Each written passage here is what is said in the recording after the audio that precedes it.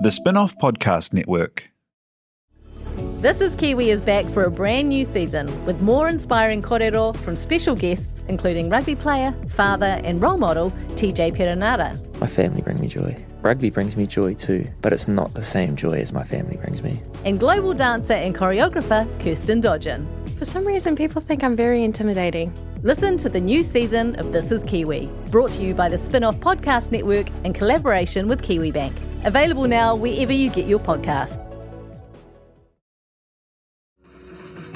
Are you curious about how business can be better? I'm Simon Pound, and I host Business is Boring, a podcast where I kōrero with some of the most interesting people in entrepreneurship, commerce, and making things happen. Tune in to Business is Boring every Tuesday, brought to you by the Spin-off Podcast Network in partnership with Spark Business Lab. The Real Pod is brought to you by our good friends at Nando's. They've got restaurants across Aotearoa, and if you order through the Nando's app, you can collect Perry Perks points to redeem for delicious rewards. Hit nandos.co.nz to learn more and start earning.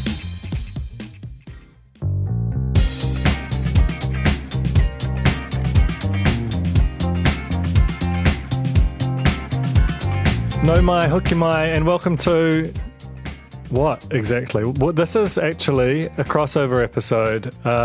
It's my two podcasts in one.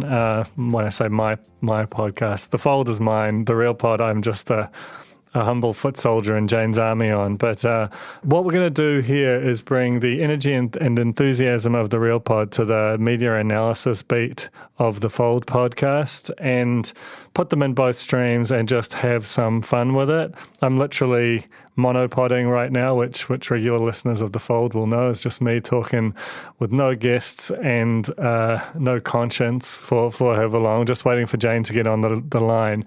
But this morning, she and I watched an embargoed stream of the Discovery upfronts. Upfronts, I'd never heard of them before I got sort of deep into the guts of the media beast. But since I've got in here, they've become kind of an obsession of mine. They're basically a thing that mainly just TV networks do, but some other media companies, particularly in bigger countries. And it's where you get all of your advertisers in a room and, you know, other media and various partners, but mainly it is about the advertisers and the media agencies. And you introduce with a lot of energy and excitement all of your shows and your big sort of talking points for the next year. In the old days, we would do them in person. We'd be... You know, I think the first one I went to was like TVNZ, and it was at the Civic. Sam Wallace came up through the stage, and it was just like it was one of the craziest things I've ever seen. I was like, what is this? And that probably hooked me on them. Here's Jane. Anyway, this year, both the upfronts are online because of Delta, but the upside of that is we can watch them, and they're literally screening right now. We had the embargoed version, but Jane's seen it as well, and I'm going to welcome her to this podcast. She's just like literally appeared in my Zoom. We're live, Jane. Kia ora, how are you? Hi, I'm good. This is crazy. Yeah, I only managed to watch 15 minutes of the upfront, to be fair, because I didn't know I was going to be doing this, and there was like children and other work stuff. I know. It's all good. I watched every second. I've read Chris Schultz's recap of it. I've read the press release. I feel extremely primed and ready to go. I should say I'm recording this about 11:15. The upfronts are actually are actually playing out online right now, but we had the embargoed copy.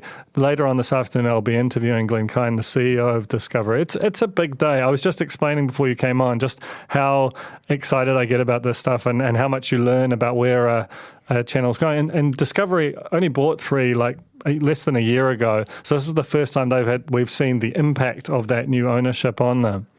Yeah, I was assuming it was just going to be a lot of sharks, to be fair. Yeah, they like sharks and digging stuff out of the ground.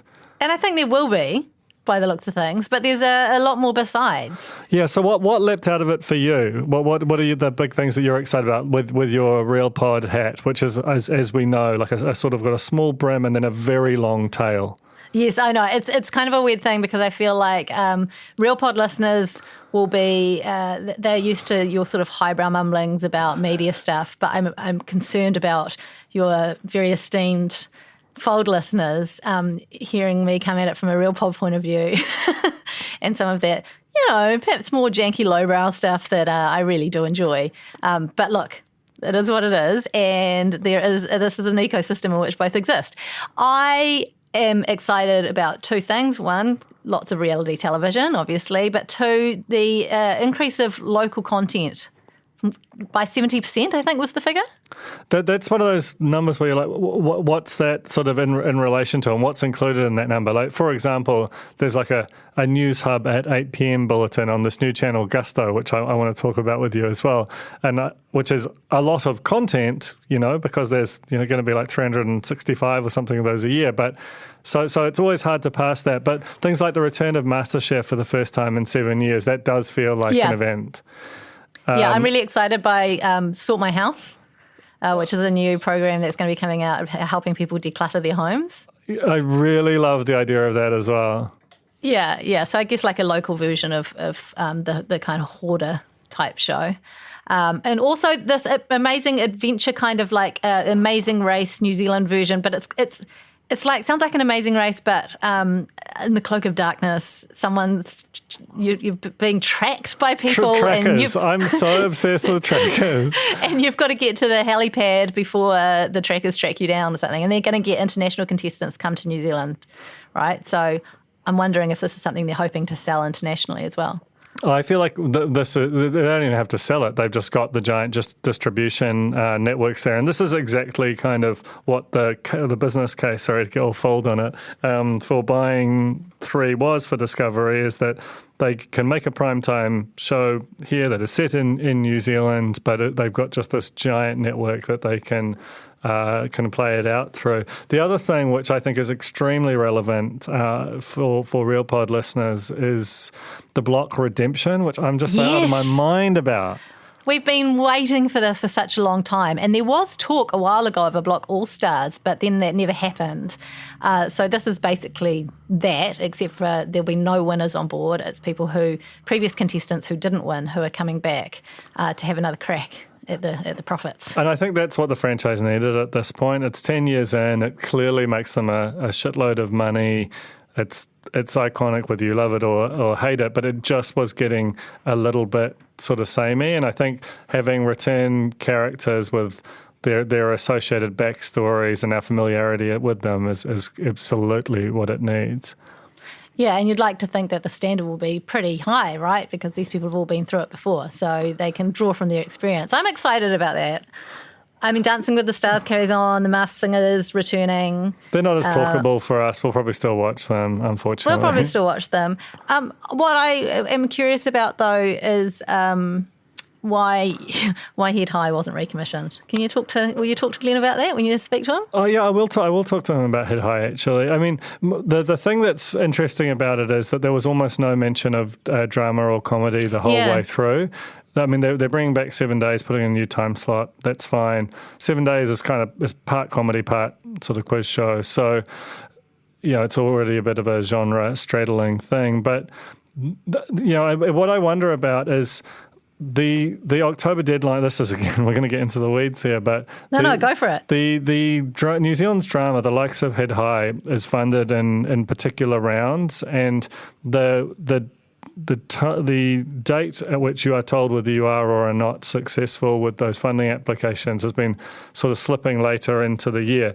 The next round comes out on December the 1st, so we don't know. There may well be that 3 have gone in for a bunch of drama and comedy, and it's just too late in the year to have your upfronts.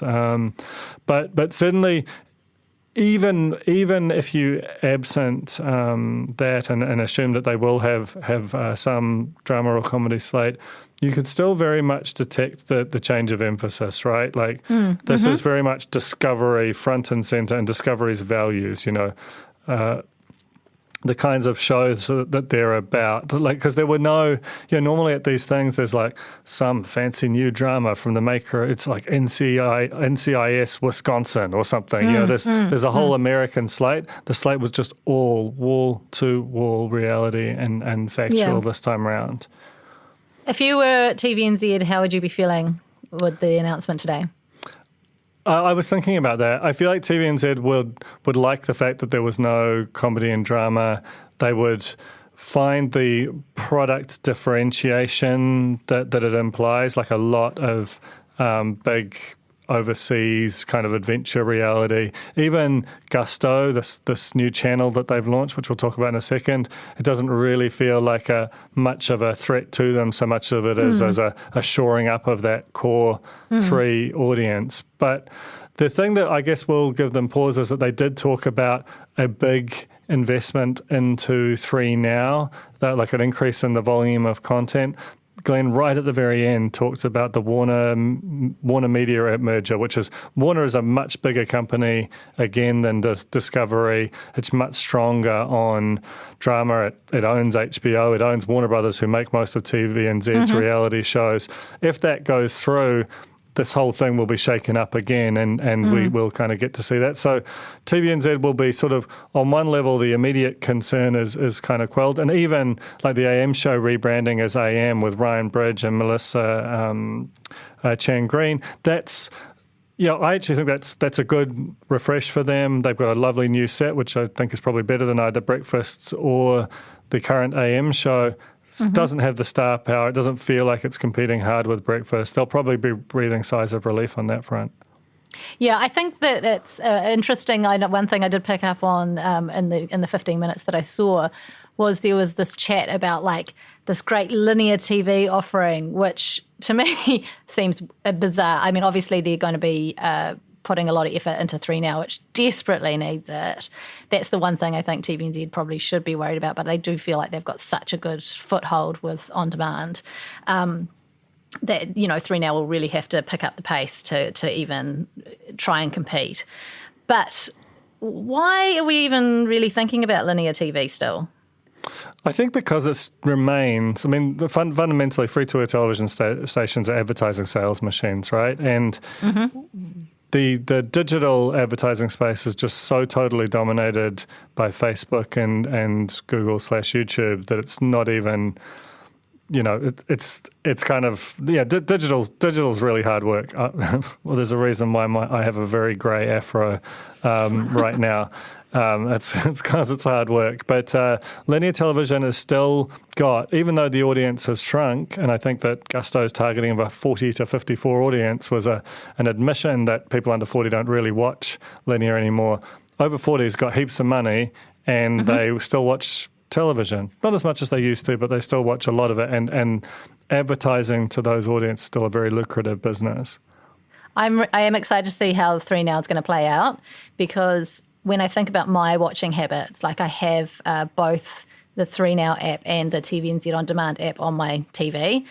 The 3Now app is I only go to if there's something specific I want to watch, whereas TVNZ On Demand I treat more like your Netflix or your Neon, where I will browse. So I think they've got to get up to that standard, right? Yeah, and I think that they've got a shot at that. They're talking about, I think they said sort of 40% more content on there. The other thing they've got is Heartbreak Island as an exclusive. And Heartbreak Island's like a funny old show, right? It's on some level, it was clearly made as a sort of a rip-off of / tribute to Love Island, which 3 briefly had the rights to a local version of, and then TVNZ had the rights to. No one seems to know how to make that.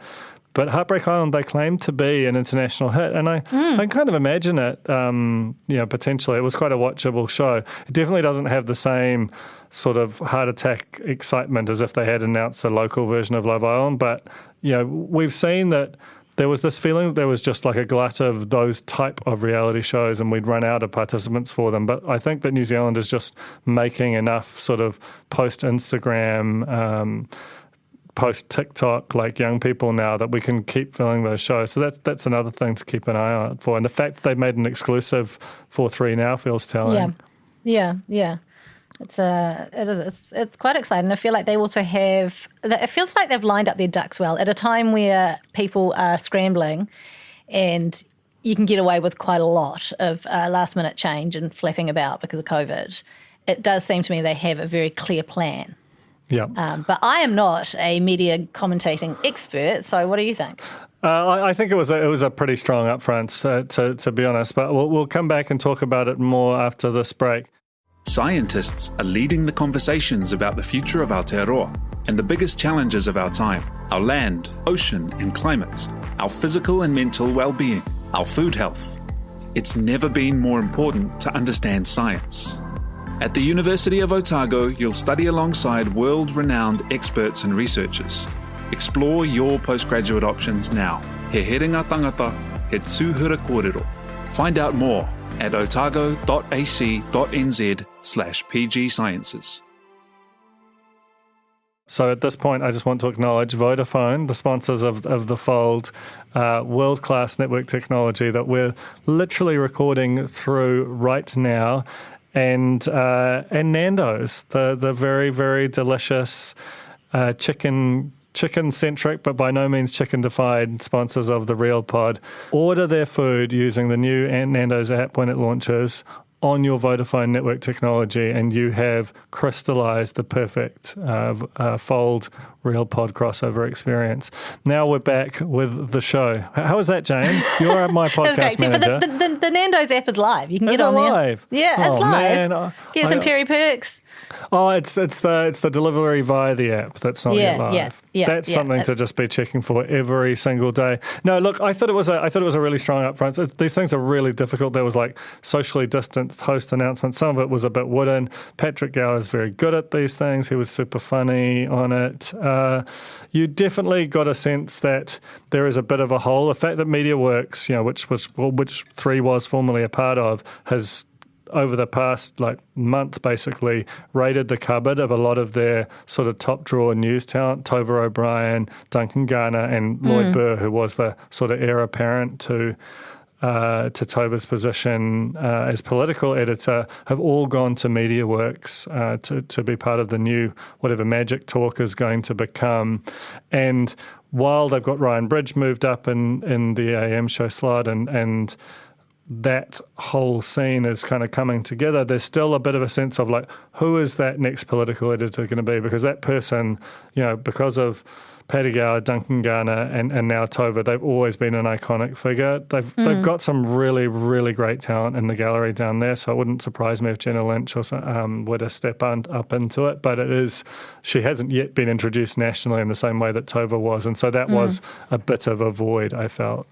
Yeah, it's going to be interesting as well to see how what opportunities open up with them not having that relationship with MediaWorks anymore. So previously everything was very tied. I've got my reality hat on of having, MediaWorks personalities, RadioWorks personalities on the shows, the reality shows. But now what? That's the world's their oyster. Don't have anyone, right? Except for anyone from TVNZ. Well, honestly, who knows? That's the kind of the thing that's starting to open up here is that the 3 was the natural enemy of the Herald. The Herald just beat up on it, and it was a known thing because the Herald owners, NZME, also owned all of the competing radio stations to MediaWorks. They don't have that same competition now, so the chance for more collaboration there is very real. I guess there's not all that much more to say about it. Oh, let's talk about Gusto. What did you... We're going to talk about Gusto and Rush. Yeah, you talk me through it. Okay, so Gusto is, like I say, it's this kind of narrowly targeted 40 to 54 channel. That's us. That is us. And I looked at their lineup and I was like, it's. They said it's British drama, game shows, movies, and news. And I was like, that's TV from the 90s. That's the TV 40 to 54-year-olds grew up with. And I just that's quite a smart play, putting that thing together. I'd argue they could top out their demo much higher. My mum, who is in her 70s, she will be, this is going to be her channel of choice. I can feel it already. Well, they'll be banking on that on some level, but the problem is that advertisers basically view, at 55, they imagine that you are set in your ways, that you will never deviate from your current spending habits. So they're just not as attractive, but they'll be quietly hoping that they will sort of bulk out there. And it has the potential to become a bit of a, it might nip at the heels of TVNZ1 in certain places, the same way that Prime has a few shows that just sort of unexpectedly rate really, really well. Rush, I don't know exactly what Rush is. It's like adrenaline, cars, chicks. It's just... it feels like Rush is, it's what, like Duke, It's a Duke battler, for sure. It also feels like maybe a bit of a dumping ground, for a bunch of the stuff that they just have all the rights to, because Discovery's got a lot of outdoorsy stuff. Yeah, a lot of sharks, that's very true. That's good analysis. You should be on the fold. Oh, you are on the fold. Thank you. Well, no, you're on the real pod. Okay. That's what's happening here. That's called banter. They're also, Discovery Australia and New Zealand are going to be carbon zero within 5 years. That's their commitment. That's lovely. That's lovely. That's just a nice aside, isn't it? It is. That's a different podcast, though, that we don't do. We don't know. We're open to it.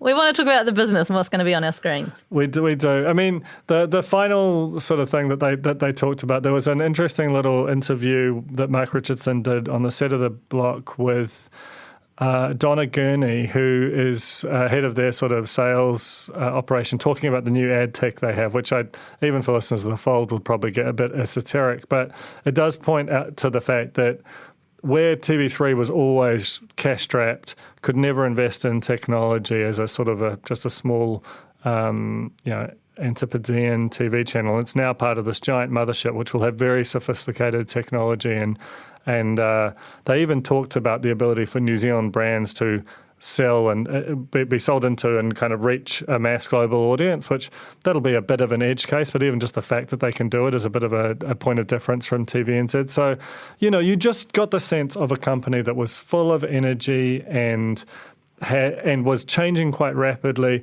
hasn't figured it all out yet, but there is something going on there after a long period where they were just doing it at best, like a kind of managed decline. So, yeah. So crucially, though, as well as energy and passion, money.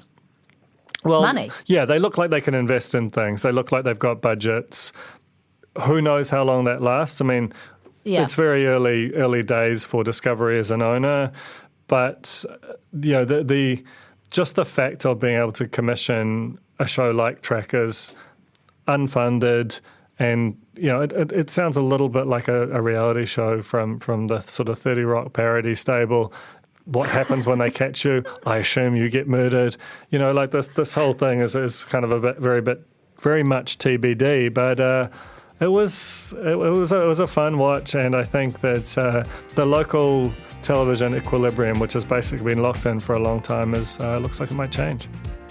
That's exciting. I can't wait. Yeah, me either. Thank you for joining me, Jane, and thank you for recording this at wildly late notice to our hair, and for listening, all of you. Thank you very much. This was The Real Fold, and it may never happen again. Ka kite.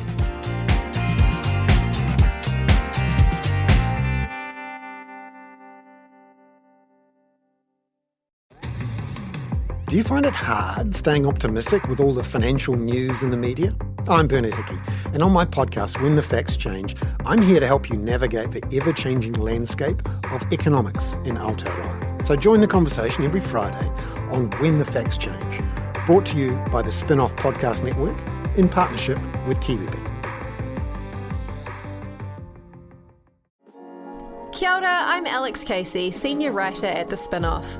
We wouldn't exist without the ongoing support of our generous members. If you're able to, you can make a donation at thespinoff.co.nz/donate. The Spin-Off Podcast Network.